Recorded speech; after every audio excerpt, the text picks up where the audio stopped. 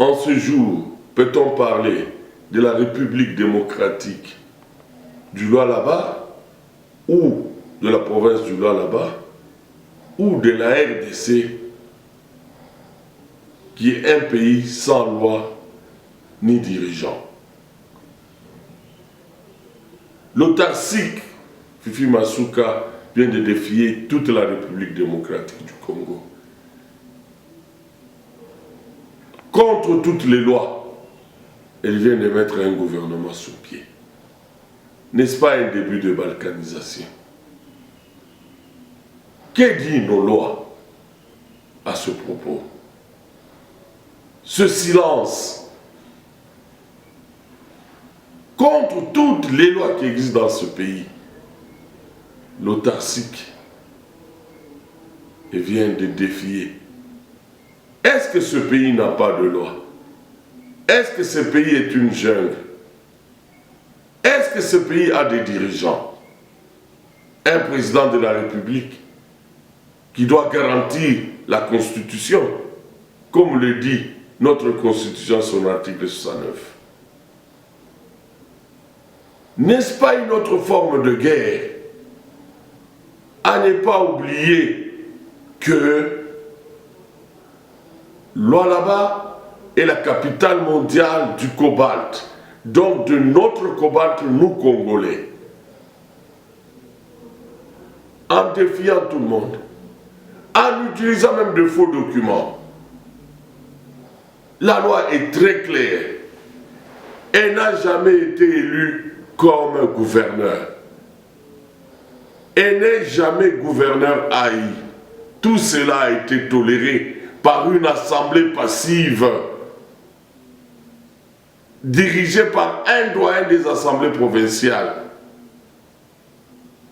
N'est-ce pas un début de balkanisation interne? Monsieur le Président de la République, vous devez intervenir. Parce que c'est vous le garant de la Constitution.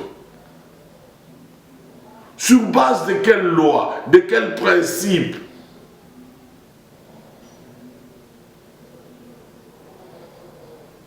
L'autarcique s'est permise de faire ce qu'elle est en train de faire.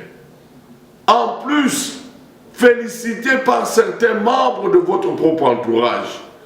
Donc, nous comprenons directement que ce qu'elle est en train, son comportement, son entêtement, c'est tout ce qu'elle fait comme dégâts, se porte sur la responsabilité de vos collaborateurs. Est-ce que ce pays, qui est un pays de droit, doit-il continuer à vivre ainsi? Monsieur le Premier ministre, finalement, quel est votre rôle? Si vous permettez, aujourd'hui c'est le Lualaba, demain ça sera le Kassai, après-demain ça sera Chao Chopo, après-demain ça sera Maindombe, où toute personne ayant de grandes relations autour du président peut faire tout ce qu'il veut, peut devenir autarcique. Regardez d'abord les documents qu'elle a utilisés, les références, même les références qui ont été contredites par la Cour constitutionnelle. Donc, elle nous a mis tous où elle a créé son pays, où les autorités doivent agir. Parce que toutes les références qu'elle est en train de faire ne sont pas dignes. Elle est vice-gouverneur, elle utilise l'entête du gouverneur. C'est quel pays? C'est sans loi. Est-ce que nous sommes dans une jungle? Ah, nous comprenons maintenant que c'est la capitale du cobalt. Toutes les autorités de Kinshasa veulent ce désordre. Dites tout simplement que M. Mouyej Manguez-Mons, gouverneur élu, a été destitué. Mais par quelle loi? Par quel mécanisme? Il y a eu des élections de gouverneurs déchus. La province du Lualaba n'y était pas. Donc, le gouverneur existe. Et le gouverneur est à Kinshasa.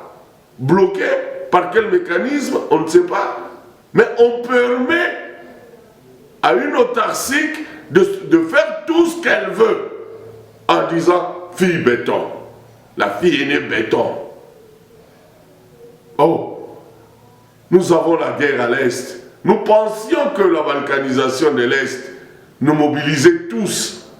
Mais voilà qu'on nous surprend par une balkanisation faite, tacite, par une dame protégée par l'entourage du président de la République.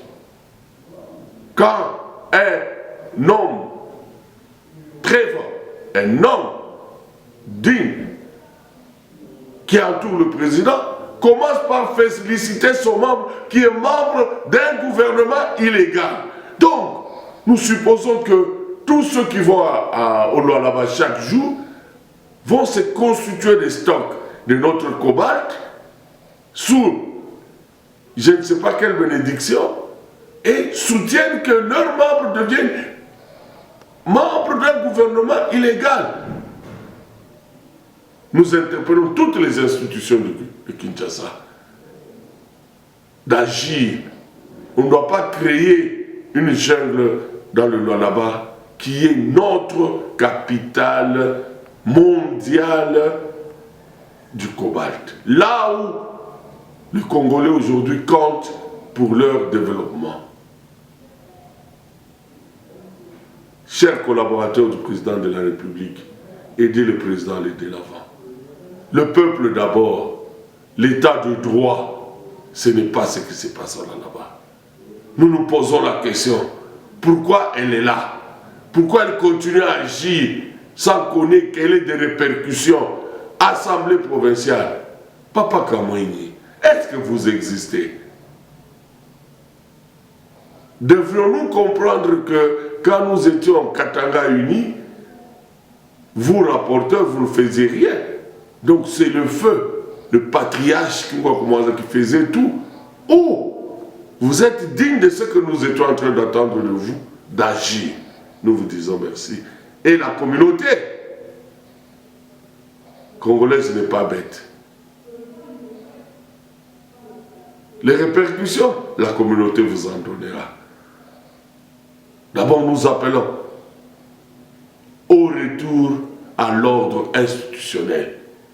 Avant de sanctionner M. Chizaïnga, parce qu'il a déclaré qu'il y avait maintenant deux ministères au même moment, un ministère parallèle et un ministère officiel. Nous demandons à tous ceux qui sont dans le gouvernement du Lualaba de résister, de ne pas faire la remise et reprise, parce que ce n'est pas légal. Attendez quand il y aura un gouverneur. À ce moment-là, nous accepterons. Peuple congolais, éveillons-nous. La guerre n'est pas seulement à l'Est, elle est aussi en interne, surtout dans notre capitale mondiale du cobalt. Ne commettons plus les erreurs que nous avons commises sur Mbujima, capitale mondiale du diamant. Aujourd'hui, rien. Ne commettons pas cette erreur sur Lualaba aussi. Remettons de l'ordre à Lualaba pour l'intérêt de la communauté congolaise. Ce n'est qu'un début. Ce n'est qu'un début. Voilà.